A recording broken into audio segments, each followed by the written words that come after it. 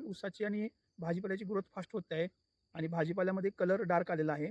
ऊसामध्ये पण dark colour आलेला आहे आणि मायक्रोन्यूट्रियनची डिफिशियन्सी काही दिसलेली नाही आहे यामध्ये.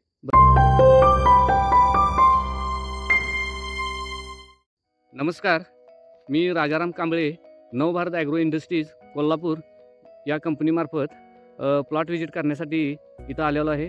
साहेब, तुमची थोडक्यात ओळख सांगा. नमस्कार, माझं नाव सुरेश लोकनाथ कदम, राहणार नागाव, तालुका जिल्हा कोल्हापूर.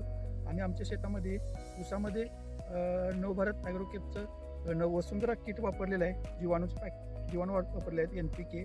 यामध्ये मी 20 नोव्हेंबरला लागण केलेली आहे ऊसाची. त्याच वेळेला आंतरपीक मक्का केलेला आहे. त्यामध्ये भाजीपाला पण केला होता.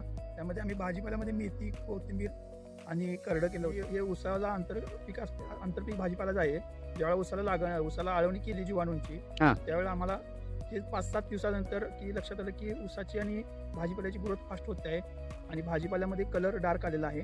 ऊसामध्ये पण डार्क कलर आलेला आहे आणि मायक्रोन्यूट्रियनची डिफिशियन्सी काही दिसलेली नाही आहे.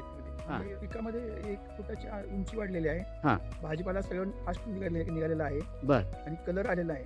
मातीमध्ये पाणी धरण्याची क्षमता वाढलेली आहे. ओलावा टिकून राहिलेला आहे आणि माती भुसभुशीत झालेली आहे. इतर शेतकऱ्यांनी पण हे वापरायला पाहिजे. वापरल्यानंतर रिझल्ट येतील आणि जमीन भुसभुशीत राहत्या आणि पाणी धरून ठेवण्याची क्षमता वाढत्या. तर आम्ही 12-14 दिवसानंतर आता पाणी द्यायला हवे.